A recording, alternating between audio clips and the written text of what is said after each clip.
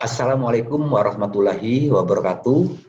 Hari ini kita mencoba membahas kenapa terjadi penurunan jam tayang di channel kita. Perlu diketahui ada dua faktor terjadinya penurunan jam tayang. Yang pertama adalah koreksi dari YouTube. Biasanya YouTube melakukan koreksi terhadap jam tayang, tetapi biasanya tidak terlalu signifikan penurunan jam tayangnya. Yang kedua, yaitu faktor karena kita telah melewati 1 tahun, tapi belum sampai 4.000 jam. Nah, ini yang akan kita bahas lebih lanjut. Sebelum kita membahas lebih mendalam, saya ingin membacakan sedikit beberapa pertanyaan dari para YouTuber. Ini namanya saya hapus. Mengapa jam tayang YouTube channel saya turun selama 3 hari berturut-turut? Seharusnya 1019 sekarang menjadi 978. Saya harap saya mendapat jawaban atas permasalahan yang saya hadapi. Saya ingin berkarya di YouTube dan bermanfaat untuk orang lain.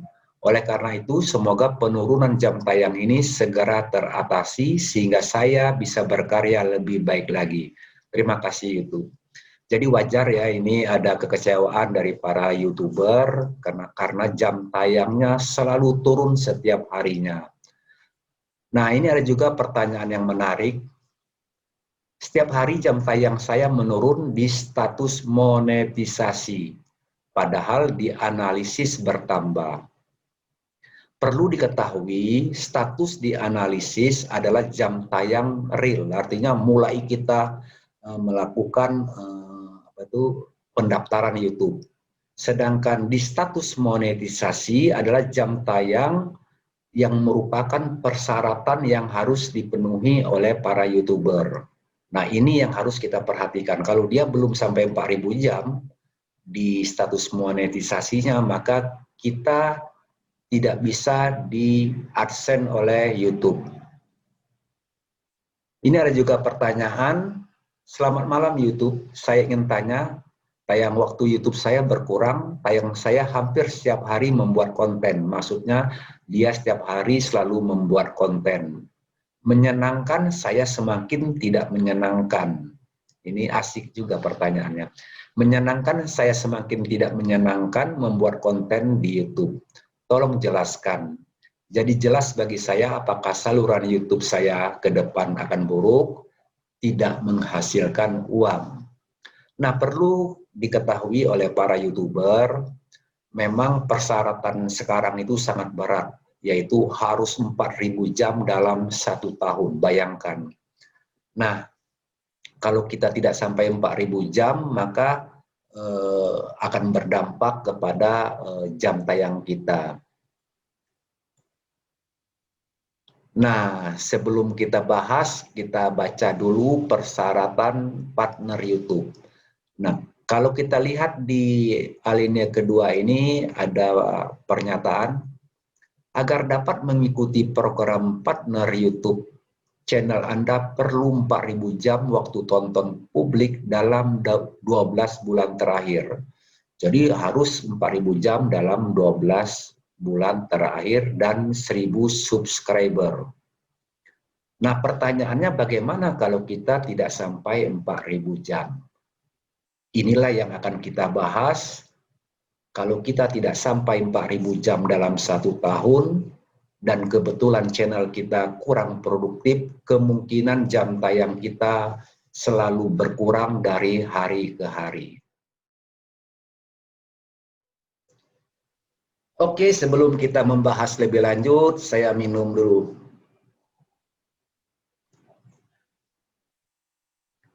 Nah, kenapa terjadi penurunan jam tayang? Tapi sebelum dibahas terjadinya penurunan, saya ingin memberikan ilustrasi sedikit. Misalnya kita mendaftar tanggal 1 Januari 2020, artinya 1 tahunnya adalah 31 Desember tahun 2020. Nah, dalam 1 tahun ini biasanya tidak pernah terjadi penurunan kecuali koreksi dari YouTube. Jadi terus naik di sini. Nah, apabila tanggal 3 sampai dengan tanggal 31 Desember ini kita belum mencapai 4.000 jam tayang, maka pada tanggal 1 Januarinya, besoknya, jam tayang kita akan berubah. Bisa turun atau juga bisa naik. Karena perhitungannya pada saat tanggal 1 Januari 2021 ini adalah dihitung mundur 1 tahun ke belakangnya. Artinya kalau 1 tahun ke belakangnya jatuhnya adalah 2 Januari 2020, bukan 1 Januari 2020. Jika terjadi penurunan karena 1 Januari 2021 ini jam tayangnya lebih rendah dari 1 Januari 2020. Akibatnya terjadi penurunan. Begitu juga untuk besok paginya lagi, umpamanya tanggal 2 Januari. Nah, perhitungannya adalah 1 tahun ke belakang. Kalau dihitung dari mulai 2 Januari 2021, 1 tahun ke belakangnya adalah 3 Januari 2020. Nah, yang tanggal 2 dan tanggal 1 tidak lagi dihitung. Begitu juga seterusnya. Pada saat 3 Januari 2021, kalau dihitung mundur 1 tahun ke belakang, jatuhnya 4 Januari 2020. Nah, jam tayang dari 4 Januari 2020 sampai 3 Januari 2021 inilah yang akan terdaftar di status monetisasi. Lalu bagaimana supaya jam tayang kita terus meningkat? Artinya kita setiap hari harus membuat konten yang lebih berbobot, lebih produktif dari tahun-tahun sebelumnya.